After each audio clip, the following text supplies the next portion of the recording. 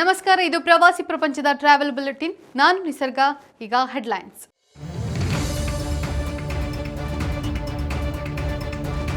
ಇದು ರಾಜ್ಯವೇ ಖುಷಿ ಪಡುವ ಸುದ್ದಿ. ಸಿಲಿಕಾನ್ ಸಿಟಿಯ ಆಹಾರಕ್ಕೆ ಪ್ರಪಂಚದೆಲ್ಲೆಡೆ ಫ್ಯಾನ್ಸ್.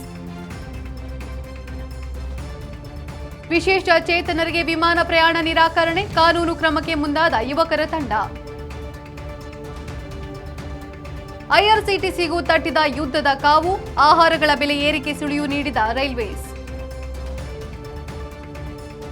ರಕ್ಷಣಾ ವಲಯದಲ್ಲಿ ಪ್ರಮುಖ ಮೈಲಿಗಲ್ಲು, ಮೇಡ್ ಇನ್ ಇಂಡಿಯಾ ಏರ್ಬಸ್ ಹಾರಾಟ ಯಶಸ್ವಿ. ಬೆಂಗಳೂರಿಗರು ಹೆಮ್ಮೆ ಪಡುವ ಸಂತಸದ ಸುದ್ದಿಯೊಂದು ಹೊರಬಿದ್ದಿದೆ. ರಾಜಧಾನಿ ಇದೀಗ ಫುಡ್ ಟೂರಿಸಂ ಕ್ಷೇತ್ರದಲ್ಲಿ ಮತ್ತೊಂದು ಸಾಧನೆ ಮಾಡಿದೆ.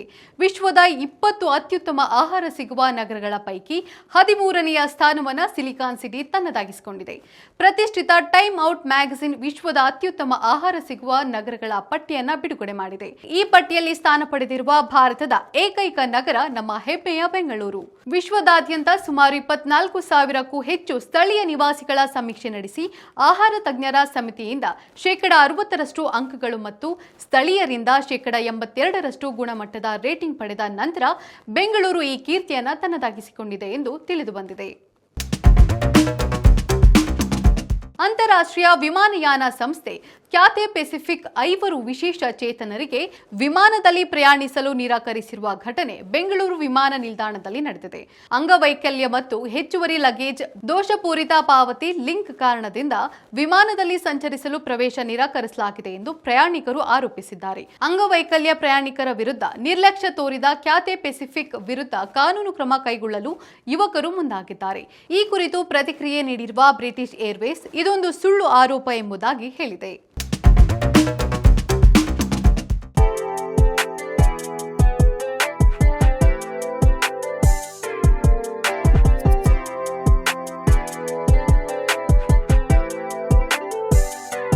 ಸಾಂಸ್ಕೃತಿಕ ಮತ್ತು ಆಧ್ಯಾತ್ಮಿಕ ರಾಜಧಾನಿ ಎಂದು ಕರೆಸಿಕೊಳ್ಳುವ ಫೆಜ್ ಯುನೆಸ್ಕೋ ಮಾನ್ಯತೆ ಪಡೆದ ವಿಶ್ವದ ಅತಿ ದೊಡ್ಡ ಕಾರು ಮುಕ್ತ ನಗರ. ಇಲ್ಲಿನ 9,000ಕ್ಕೂ ಹೆಚ್ಚು ಕಿರಿದಾದ ಗಲ್ಲಿಗಳಲ್ಲಿ ಯಾವುದೇ ಕಾರು ಅಥವಾ ಬೈಕ್ಗಳು ಹೋಗಲು ಸಾಧ್ಯವಿಲ್ಲ. ಇಲ್ಲಿ ಇಂದಿಗೂ ಸರಕು ಸಾಗಿಸಲು ಕೇವಲ ಕತ್ತೆಗಳನ್ನು ಮತ್ತು ಕೈಗಾಡಿಗಳನ್ನು ಬಳಸಲಾಗುತ್ತದೆ. ನೀವು ಇಲ್ಲಿ ಸಂಚರಿಸುವಾಗ ಬಾಲಕ್ ಬಾಲಕ್ ಎಂಬ ಕೂಗು ಕೇಳಿದ್ರೆ ಹಿಂದಿನಿಂದ ಕತ್ತೆ ಬರುತ್ತಿದೆ ಎಂದು ಅರ್ಥ. ಫೆಜ್ನಲ್ಲಿರುವ ಅಲ್ ಖರಾವೀನ್ ವಿಶ್ವವಿದ್ಯಾಲಯವು ಇಂದಿಗೂ ಕಾರ್ಯನಿರ್ವಹಿಸುತ್ತಿರುವ ವಿಶ್ವದ ಅತ್ಯಂತ ಹಳೆಯ ವಿಶ್ವವಿದ್ಯಾಲಯ ಎಂದು ಗಿನ್ನೆಸ್ ದಾಖಲೆ ಹೊಂದಿದೆ. ಫೆಜ್ ನಗರವು ತನ್ನ ಝೆಲ್ಲಿಜ್ ಎಂಬ ಟೈಲ್ಸ್ ಕಲೆಗೆ ವಿಶ್ವ ಪ್ರಸಿದ್ಧ. ಇಲ್ಲಿನ ಮಸೀದಿಗಳು, ಮದರಸಾಗಳು ಮತ್ತು ಮನೆಗಳ ಗೋಡೆಗಳ ಮೇಲೆ ಕೈಯಿಂದ ಕೆತ್ತಿದ ಜ್ಯಾಮಿತೀಯ ವಿನ್ಯಾಸದ ಸಣ್ಣ ಸಣ್ಣ ಬಣ್ಣದ ಟೈಲ್ಸ್ಗಳನ್ನು ಕಾಣಬಹುದು. ಹಾಗಾದ್ರೆ ಫೆಜ್ ಯಾವ ದೇಶದಲ್ಲಿದೆ? ಸದ್ಯದ ಪರಿಸ್ಥಿತಿಯಲ್ಲಿ ಮಧ್ಯಪ್ರಾಚ್ಯ ಯುದ್ಧ ಸೀಸ್ ಫೈರ್ ಹಂತದಲ್ಲಿದ್ದರೂ ಅದರ ಕಾವು ಮಾತ್ರ ಇನ್ನೂ ಆರಿಲ್ಲ. ಯುದ್ಧ ಆರಂಭವಾದ ಸಂದರ್ಭದಲ್ಲಿ ಉಂಟಾದ ಸಮಸ್ಯೆಗಳಿಗೆ ಇನ್ನೂ ಪರಿಹಾರ ಸಿಕ್ಕಿಲ್ಲ. ಅಡಿಗೆ ಅನಿಲ ಬಿಕ್ಕಟ್ಟು ಇನ್ನೂ ಬಗೆಹರಿದಿಲ್ಲ. ಈಗ ಈ ಸಮಸ್ಯೆಗೆ ಐಆರ್ಸಿಟಿಸಿ ಕೂಡ ಬೆಲೆ ತರುವಂತಾಗಿದೆ.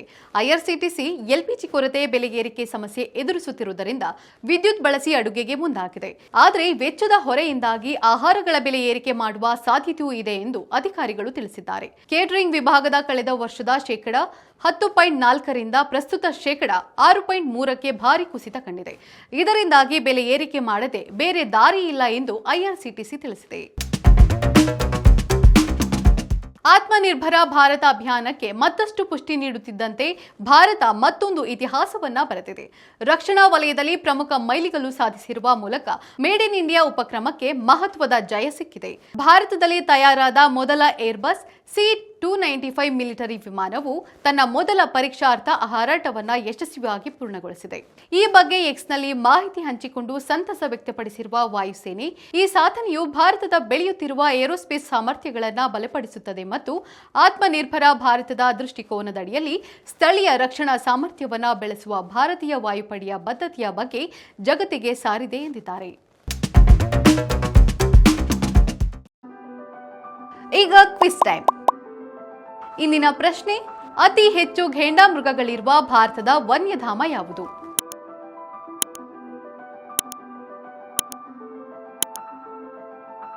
ಸರಿಯಾದ ಉತ್ತರವನ್ನ ಕಮೆಂಟ್ ಮಾಡಿ ತಿಳಿಸಿ. ಇದಾಗಿತ್ತು ಇವತ್ತಿನ ಟ್ರಾವೆಲ್ ಬುಲೆಟಿನ್. ನೋಡ್ತಾ ಇರಿ ಪ್ರವಾಸಿ ಪ್ರಪಂಚ, ವಿಹಾರ್ ವೇ ವಿಶ್ವ. ನಮಸ್ಕಾರ.